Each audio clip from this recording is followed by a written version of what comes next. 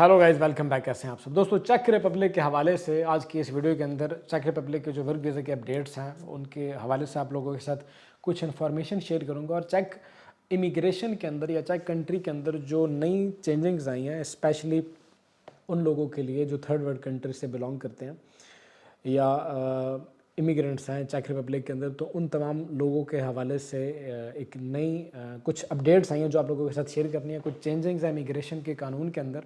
तो अगर आप भी चेक रिपब्लिक में रहते हो या चेक रिपब्लिक आने वाले हो तो ये वीडियो आपके लिए बहुत इंपॉर्टेंट है। प्लीज़ वीडियो को आखिर तक ज़रूर देखिएगा। अच्छा, सबसे जो पहली जो चीज़ आई है सामने देखने में, एक पॉजिटिव चीज़ है, स्पेशली उन लोगों के लिए जो चेक रिपब्लिक में वर्क वीज़ा के ऊपर रहते हैं या आने के लिए इंटरेस्टेड हैं। पहले चेक रिपब्लिक में क्या होता था कि अगर आपके पास एम्प्लॉयमेंट कार्ड है चेक रिपब्लिक में, स्टैंडर्ड एम्प्लॉयमेंट कार्ड, तो उसके ऊपर आप जिस कंपनी में काम कर रहे हो, तो अगर आपने कंपनी चेंज करनी है या आपको कंपनी ने निकाल दिया है काम से, तो आपके पास सिर्फ और सिर्फ 60 दिन का टाइम होता था, यानी कि 2 महीने का टाइम होता था कि आपने 2 महीने के अंदर अंदर नई कंपनी तलाश करनी है और अपना वीज़ा उस कंपनी के अंदर अप्लाई करना आपने, यानी कि इमिग्रेशन में आपने रिपोर्ट करनी होती है 2 महीने के अंदर अंदर।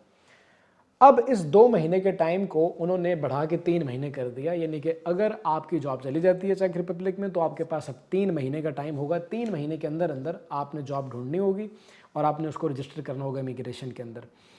अब ये कानून उन लोगों के ऊपर लागू होगा जिनकी जॉब 1 अगस्त सन 2025 के बाद उन्होंने अपनी जॉब अगर लूज़ किया, तो यानी कि 1 अगस्त 2025 के बाद अगर आपको जॉब से निकाला गया तो आप नए लॉ के अंडर आओगे। लेकिन अगर उससे पहले निकाल दिया गया तो फिर आपके ऊपर पुराना कानून लागू होगा। तो फिर आपके पास स्टिल 60 दिन का ही टाइम था, जो कि अब ख़त्म हो चुका है, क्योंकि अगस्त से पहले अगर आपको काम से निकाला गया तो अब अगस्त और सितंबर तो ऑलरेडी ख़त्म हो चुके हैं। 2 महीने का टाइम था, तो आप लोग पुराने कानून के अंडर थे। लेकिन अगर 1 अगस्त 2025 के बाद आपको काम से निकाला गया तो आप नए कानून के अंदर आते हो और आपके पास 3 महीने का टाइम है। 3 महीने के अंदर अंदर आपने नई जॉब ढूंढनी है और उसको रिपोर्ट करना है इमिग्रेशन के अंदर।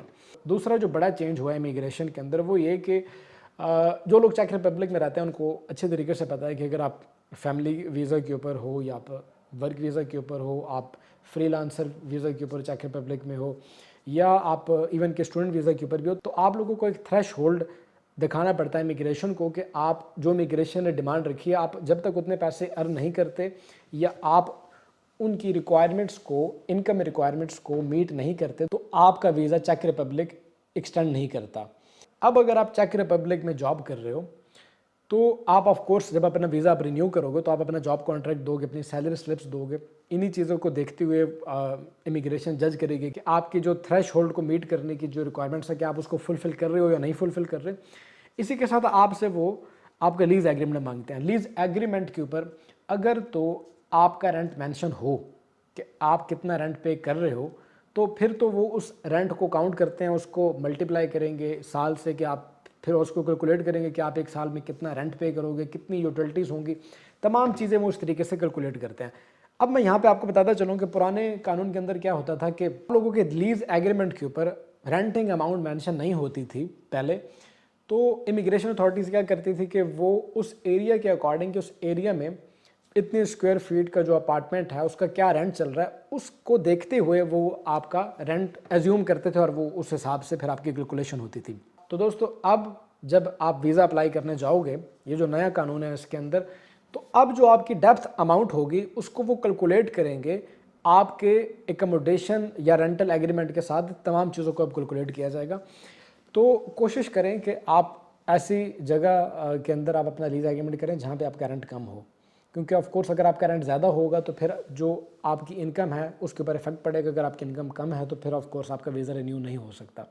लेकिन यहाँ पे एक पॉजिटिव पॉइंट भी है और वो है स्पेशली सिंगल लोगों के लिए कि अगर आप सिंगल और चेक रिपब्लिक में आप रहते हो, काम कर रहे हो और आप अपने वीज़ा अप्लाई करने के लिए जा रहे हो, तो आप लोगों की एकोमोडेशन का रेंट वगैरह और आपकी यूटिलिटीज़ वगैरह, पहले क्या होता था कि जो इमिग्रेशन है वो सिंगल बंदे का 18,000 क्राउन वो काउंट करते थे कि 18,000 क्राउन इस बंदे को चाहिए। लेकिन अब वो उसको सिर्फ 13,000 क्राउन काउंट किया करेंगे, यानी कि आपको यहाँ पे 5,000 क्राउन की चेक कोरोना की आपको छूट मिल जाएगी। तो पहले अगर 18,000 की डिमांड थी तो अब वहाँ पे सिर्फ 13,000 क्राउन की डिमांड है। ये एक पॉजिटिव चीज़ है, स्पेशली उन दोस्तों के लिए जो कि सिंगल रहते हैं चेक रिपब्लिक के अंदर। ये एक बड़ी तब्दीली हुई है चेक रिपब्लिक के अंदर। और तीसरी बड़ी जो तब्दीली हुई है गाइज, वो ये कि अगर आपके पास चेक रिपब्लिक में टेम्पररी रेजिडेंस कार्ड है या परमानेंट रेजिडेंस कार्ड है और आपने चेक रिपब्लिक में कोई सीरियस क्राइम कमिट कर दिया, कोई भी सीरियस क्राइम आपने कमिट कर दिया, तो पहले क्या होता था कि पहले तो आपके पास टाइम होता था, आप वकील हायर करते थे और जाते थे और आप अपने केस को डिफेंड वगैरह करते थे। लेकिन अब as a third national citizen चेक रिपब्लिक के अंदर आप आरजी कार्ड के ऊपर हो या आप मुस्तकिल रिहायशी हो चेक रिपब्लिक में, आपके पास PR है, दोनों कंडीशंस के अंदर अगर आपने सीरियस क्राइम कमिट किया तो आप लोगों का कार्ड ऑटोमेटिकली कैंसिल हो जाएगा और आप लोगों के लिए प्रॉब्लम क्रिएट हो सकती है। तो ये बड़ी चेंजिंग्स हैं जो कि चेक रिपब्लिक में आने वाले दिनों में आपको देखने को मिलेगी। और सबसे आखिर में एक और बड़ा चेंज आपको नेक्स्ट ईयर को देखने को मिलेगा उन दोस्तों के लिए जो कि फ्री लांसर वीज़ा के ऊपर चेक रिपब्लिक में रहते हैं। तो उन दोस्तों को मैं बताता चलूँ कि अगले साल से आप लोगों को सोशल कंट्रीब्यूशन और हेल्थ इंश्योरेंस के अंदर इसको वो इंक्रीज़ करने जा रहे हैं और एटलीस्ट 1000 क्राउन तक वो इसको इंक्रीज़ करेंगे। तो ये नेक्स्ट ईयर से आप लोगों को ये तब्दीली भी देखने को आएगी। तो ये कुछ चेंजिंग्स हैं जो कि चेक इमिग्रेशन के अंदर हुई हैं। तो आई होप कि मेरी आज की इस वीडियो से आप लोगों को कुछ इन्फॉर्मेशन मिली होगी। अगर वीडियो अच्छी लगी हो और इन्फॉर्मेटिव लगी हो तो वीडियो को लाइक करना मत भूलिएगा। हमारे पास डेली के बेसिस पे चेक रिपब्लिक के डॉक्यूमेंट्स वगैरह आते हैं वेरिफिकेशन के लिए। तो अगर आप लोग भी चेक रिपब्लिक का वीज़ा अप्लाई कर चुके हो या करने वाले हो तो आप लोगों के पास जैसे ही अपने एम्प्लॉय की तरफ से डॉक्यूमेंट्स आएँ या अगर आपने एजेंट के थ्रू अप्लाई किया तो अगर एजेंट ने आपको जैसे डॉक्यूमेंट दिए तो आप वो डॉक्यूमेंट हमसे वेरीफाई करवा सकते हैं और हम आपको बताएंगे कि आपके जो डॉक्यूमेंट्स हैं उनके अंदर कैसी डिटेल्स हैं और क्या ये डॉक्यूमेंट जेन्युइन है भी या नहीं है। तो ये तमाम डिटेल्स हम आपके साथ शेयर करेंगे। अगर हमारी आप सर्विसेज लेना चाहते हैं तो उसके लिए आप इस दिए गए ईमेल एड्रेस के ऊपर कॉन्टैक्ट कर सकते हैं। वीडियो देखने का बहुत बहुत शुक्रिया। मिलते हैं इसी तरह की किसी अगली वीडियो में, तब तक के लिए टेक केयर, अल्लाह हाफिज़।